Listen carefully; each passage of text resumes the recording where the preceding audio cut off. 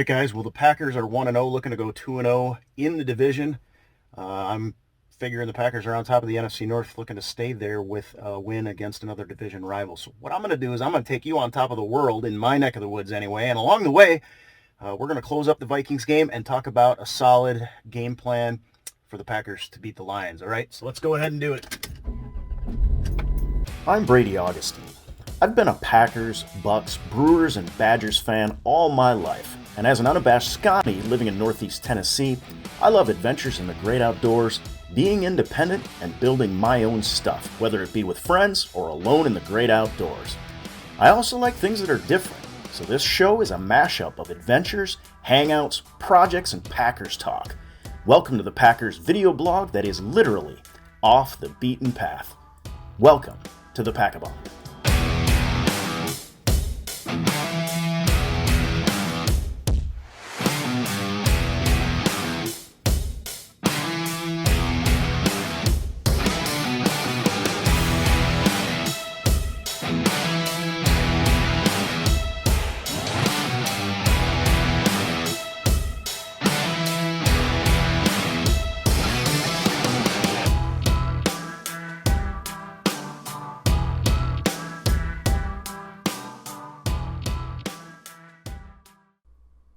Pulling up the Carver's Gap is always the sign of a good day for me, but rather than head southbound to Roan Mountain, which is the highest point in Round, 6,286 feet, I put my back to that and head northbound on the AT, always to climb up to Round Bald, which is just a short half-mile hike.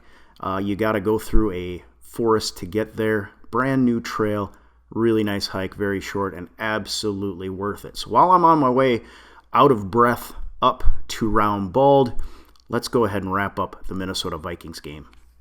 All right, well, as of the shooting of this video, the first ever Packabond, I'm excited. Matt LaFleur is currently meeting with the Packers press. Packers coming off a big 24 win against the Minnesota Vikings, going 1-0. On top of the division, we're on top of the world, and that's exactly where I'm going to take you. We are headed to one of my favorite spots on the planet. But first, let's sum up the victory against the Minnesota Vikings. I know it had its shares of ups and downs. There were some frustrations, especially offensively. Some things that the Packers did not do very well. The red zone offense in particular, not real sharp. And leave it to the NFL to not release the All-22 until after I had an opportunity to come up here, because right now we got a hurricane coming in, and this will be the last sunny day potentially for a while. So I thought I'd come up, take the opportunity to shoot it right now, and close up that Minnesota Vikings game and get on to the Detroit Lions. Hi, how are you doing? Good, how are you? It's just my ugly face, so you don't have to worry about anything. I didn't. Okay. I'm a leap now. I should get you guys on. It'd be better.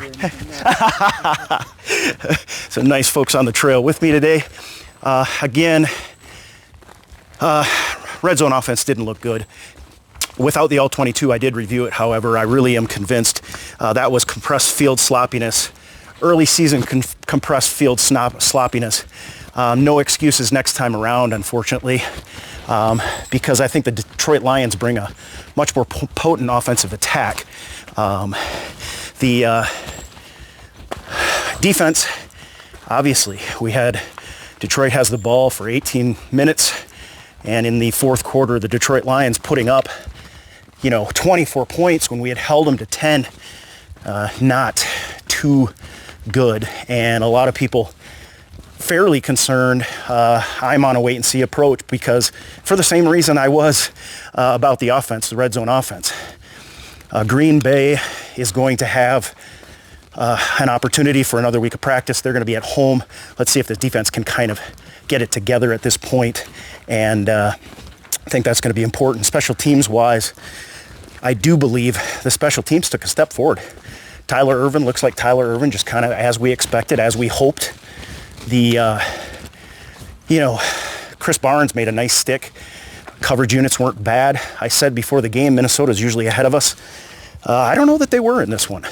Thought the special teams did an admirable job, but tougher competition to come. We all know that. Want to see this Packers team continue to improve. There's obviously improvement to be made. I said after the game, that's not necessarily a bad thing. Take a little breather here. I'm out of shape. And if the offense continues to click, the multiform offense that Matt LaFleur has rolled out, and you really saw the full force of that offense, the full potential, a lot of things that we can do, a lot of personnel groupings, and then running it and executing it quite well this time around was very good to see. And I will expect, we'll talk, of course, later on in the show about the game plan against the Minnesota Vikings, and that's going to be a fun one, I think, too. Matt Stafford always plays well against us, and like I said, you know, if the Lions get Galladay back, this could be interesting if our defense doesn't do a little better job getting pressure on the quarterback. So, hey guys, beautiful day, huh? Yes, sir. Yeah. Oh, you got 3 of them. Yeah, Pretty dogs. got a pack. Yeah. So we're looking at a defensive effort that I just didn't think quite was there, especially in the fourth quarter. I did not see a bunch of guys putting their hands on their hips. I do not really quite believe that it was just the defense being gassed. I think it had to do with playing a little bit of prevent, and then I just feel like it was more a mental thing, the defense kind of taking its foot off the gas late in the game. And that's when, you know, Adam Thielen pops you for one, pops you for another one over Jair Alexander, and one over Darnell Savage, who I don't think had a very good game in this game. And we'll see if he can improve. Of course, looking for good things out of him in the second year. But when it all comes down to it, what you're trying to do is win games, and that's exactly what the Green Bay Packers did. The fact that they put up 43 points, tops in the league. We lead the league in scoring with 43 points, and we've only played one game. That could very easily take other teams 2 games to get to. So that is no laughing matter. Aaron Rodgers is looking like Aaron freaking Rodgers. And this Packers offense is for real, for sure. Let me switch around a little bit. At the same time, you know, we're looking at not just the Detroit Lions, but there are going to be some better defenses that we face. Better offenses that we face, although I do believe if Matt Stafford is full strength, the Detroit Lions can be for real, at least offensively. Defensively, I have my doubts. So the Minnesota Vikings are under our belt officially at this point. Today is Wednesday. The injury report will be coming out, but we got some good news on Lucas Patrick moving forward. Of course, you've all heard the bad news on Lane Taylor, and we want to see, I'm expecting to be without Kenny Clark for a week or 2. Against Detroit, hopefully we can weather the storm. Against the Saints, that becomes a much more of a loss, I think, even though the Saints and Drew Brees did not play that well. So, all right, guys.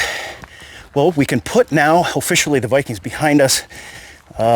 Let's talk about this Packers team coming up against the Detroit Lions. It's game plan time.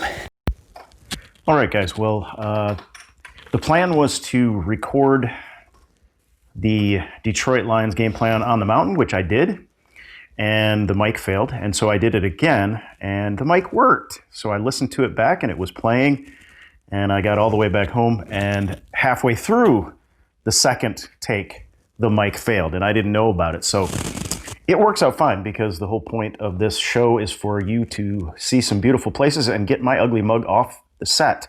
And the other bit of good news is by the time I got home, the All-22 was out. So let's talk about a Packers game plan against the Detroit Lions, having seen the All-22 with Detroit against the Chicago Bears. And this was not an impressive game by either team. The Chicago Bears defense didn't look the same. The Detroit defense we'll talk about that in a little bit. However, you know, Matt Stafford did look like he was relatively in sync with Danny Amendola, you know, Jones. Of course, Galladay didn't play. He's not going to play. He's officially out for tomorrow's game, or today if you're watching it on Sunday. But let's just break it down: offense, defense, special teams. I think we kind of know what we've got. You know, if the Packers need to just not screw it up, because the Packers offense is fine. The Packers special teams just needs to cover the way they did, not put the ball on the turf in kick or punt returns, and let Tyler Ervin do his thing. Block him up as good as you can. Not expecting a huge amount, but he is definitely a plus. And then there's nothing really special on the Lions special teams either. So let's just go offense, defense. In terms of offense in week one, you could really see that Matt Stafford and Danny Amendola have a lot of trust between each other.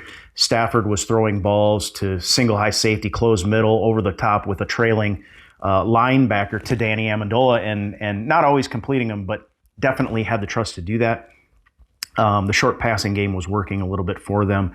I think in this game, I do potentially see the Lions trotting out AD as their starting running back and going I formation like they did last week.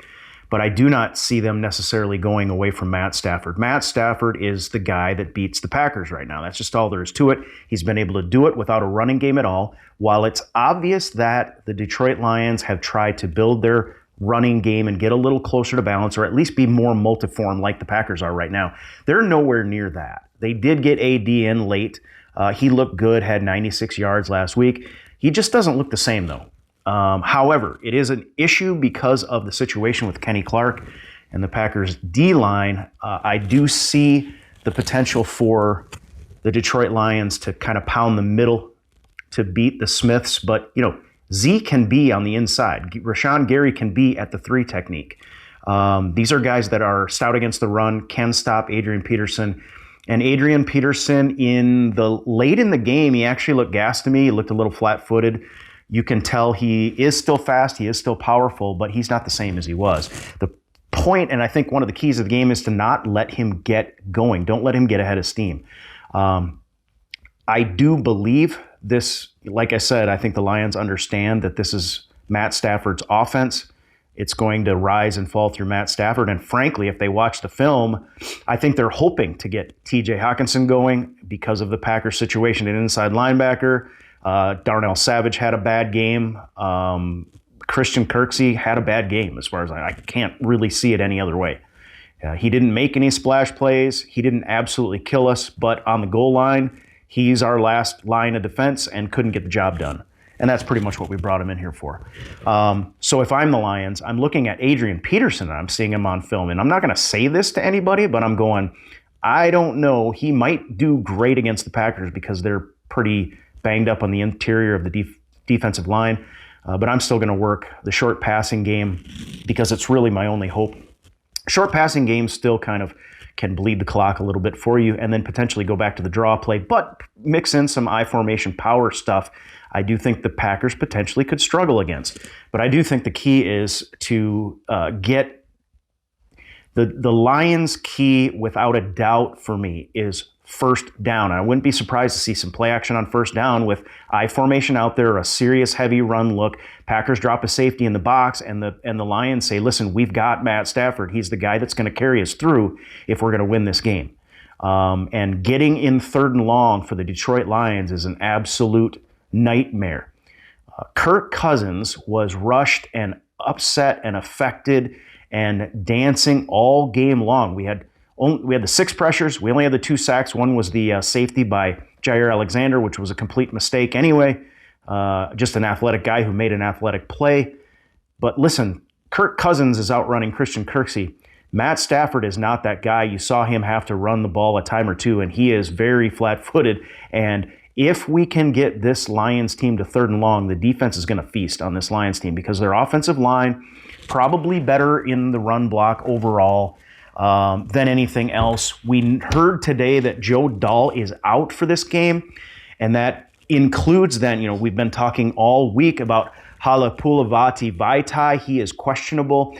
He may play, but he's not going to be 100%. So 3rd down and long is a nightmare for the Detroit Lions. However, if this team can get in some kind of a rhythm with a mix of the pass, Adrian Peterson, and then they still have Kerryon Johnson. They still have DeAndre Swift, who is a really nice prospect, dropped an important pass last week, but you got to imagine they're going to come right back to him. And the Packers, with his speed and his versatility, the Packers have had more trouble with that than they have with some kind of a power running back straight up the middle. Of course, the absence of Kenny Clark makes a big difference there. But I think if we don't let the offense get going, we can have some success. The guys I've got circled on defense in that regard, I mentioned Christian Kirksey. He's got to play better than that. I mean, especially if we get to a goal line situation, Christian Kirksey has to play better, or it's time to think about substituting in Chris Barnes, and seeing how he can do.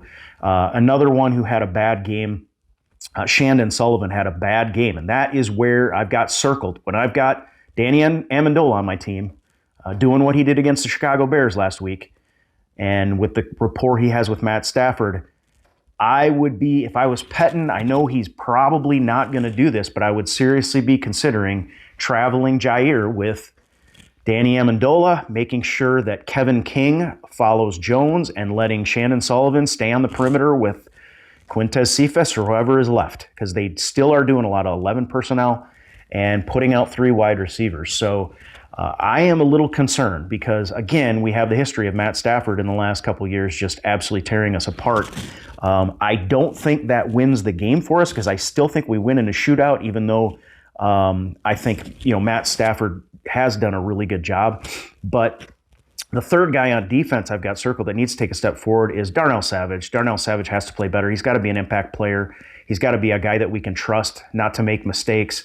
Again, we saw Jair get beat by Adam Thielen. We saw Savage get beat by Adam Thielen. I'm expecting Amendola more kind of underneath stuff, because I'm expecting the Lions to not want to put up points too fast, to be quite honest. I think they're going to want to eat up the clock with their running game that they're trying to develop. They've been working very hard on trying to get. And this would be, if I'm the Lions, this is the perfect team. Green Bay Packers are the perfect team to establish my run game that we've needed for so long to complement Matt Stafford. And if they get that going, it might be a long day for the Packers defense. But that is basically my key. There's several guys that have to step up. One thing I wanted to throw in, Rashawn Gary, and I got to find my notes on it, because I did keep an eye on Rashawn Gary. I know I'm switching back to the Packers game against the Minnesota Vikings, but I just wanted to throw in, he was really playing well with his eyes. You saw him diving into run plays, and you saw Rashawn Gary drop into coverage in that game against the Minnesota Vikings. I'm expecting really good things out of him in this game.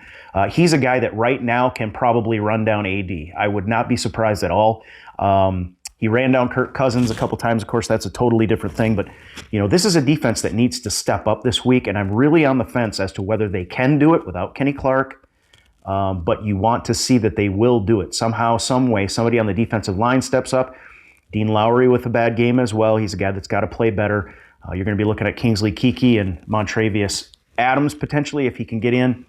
And then, of course, Lancaster potentially playing more in this one. So, this is a Packers team that needs to get back to being the kind of defense they were last year. If there's one thing that's certain about that game against the Minnesota Vikings, that was not the same defense we saw week 1 last year. Now, I know all kinds of different things have happened, but this is a home game. No, it's not going to be the same. Time for the Packers defense to step up. If they do so, this could be a really long game for the Lions on both sides of the ball, because Lions, defensively, they were over pursuing AD. They were over pursuing quite a bit. Obviously, they're not over pursuing AD because they have AD. But they're. I've said this all along. They really. And I shouldn't say it this way. I know I'm overstating it. They can't pressure and they can't cover. So if Aaron Rodgers keeps doing what he did last week, I know we might be without Josiah DeGuara, but Aaron Rodgers should be able to make it a long day for that defensive backfield. It's not just the corners anymore. It's that entire defensive backfield. They can't field any safeties that are anywhere near what the Minnesota Vikings safeties are like. And their over pursuit, could hurt them against Aaron Jones, potentially more A.J. Dillon, and of course Jamal Williams out there in pass protection. Might see a lot of Williams just because we may need help in pass protection. Not sure exactly where the offensive line is going to shake out. I'm expecting, I'm expecting it to reset this week. I'm expecting, since Wagner played well, as long as he's fine, if Billy Turner can come back, it'd be Wagner, Turner on the right side, Wagner at right tackle, Turner at right guard, and then Elton Jenkins going back to his natural position. But we'll see what happens with that. John Runyon playing well was great. Lucas Patrick still hanging around. We'll see where The Packers are with that. It almost feels like they're still kind of feeling it out. And of course, having the injuries in week one, especially to Lane Taylor, really mixes it up a little bit. But anyway, Lions defense, I think their run defense is better than their pass. I mean, their pass defense, yeah, they're getting Okudah potentially to play his initial, inaugural game and then line him up against Devontae Adams potentially. I just don't see it. I know he's going to be a good prospect. I think people are assuming he's going to be as good as Darius Slay sometime. I don't know that you can assume that. He's a great prospect, but this guy is going to have one heck of an inaugural game, an intro to the NFL, coming up against Devontae Adams. I hope I didn't say Montravius earlier. And we already know, Desmond Trufant is out. Coleman went on IR already.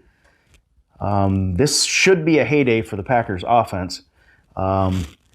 The linebacking group, you look at the Minnesota Vikings, and they got great safeties. Even though their cornerback situation is very young, they've got great safeties, and they've got Anthony Barr and Kendricks in the middle. They've got a really good, solid middle. You can't say the same of the Detroit Lions.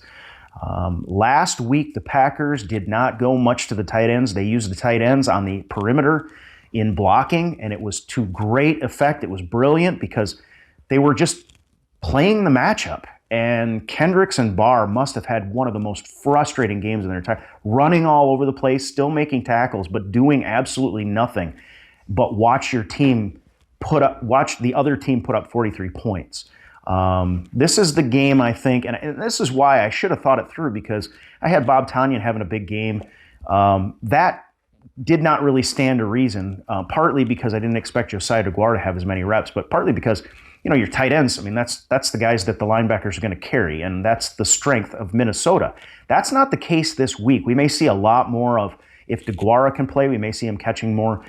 Big Bob Tonyan, and then, of course, I think Jay Sternberger is going to have a chance to come on. We all know what we have in Mercedes Lewis as well. But in this game for the Green Bay Packers, and I know I've said at times, I've gotten excited about A.J. Dillon getting in there. But again, I'm going to go back for a second because I said the Lions can't pressure. Trey Flowers is good at pressuring the quarterback. He affects the quarterback. There's no two ways about it. He is quite good at that. But the Packers should have an answer to that. They got hand in the middle, but other than that, if you can get to the second level, and you can do that with the tight ends over linebackers that are just terrible. Jared Davis, okay, but they just can't field anybody that's anywhere near the competition that the Minnesota Vikings have. I do think this game, at least to begin with, is all about pass catchers, where I thought, we could hand the ball off against the Minnesota Vikings. The interior of their D-line is no good.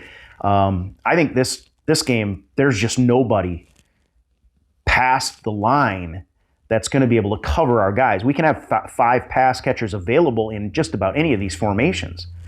So the Minnesota Vikings went out and tried to stack the box because they wanted to stop, Aaron Jones. Well, good luck with that. If you want to try that trick, Detroit, because what are you going to do? If you drop 8 in the box, you got 3 other defenders out there, and we can basically make 5 pass catchers out of just about every set that we have on the field. That can be an Aaron Jones coming out of the backfield. Josiah DeGuara, Mercedes Lewis can catch the ball. There's going to be plenty of opportunities in the passing game. So I am going pass heavy, and with that, potentially leaning toward the run a little bit more and kind of seeing what we got. Maybe see what you have in A.J. Dillon to try and ground and pound. Later in the game, though, and this is a team I think we should kind of force the shootout.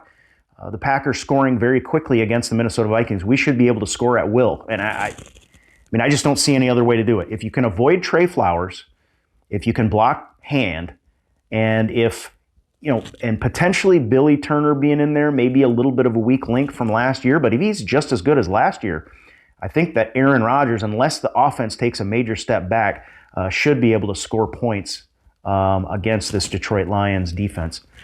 So, of course, we're going to get some Jamal Williams, Aaron Jones.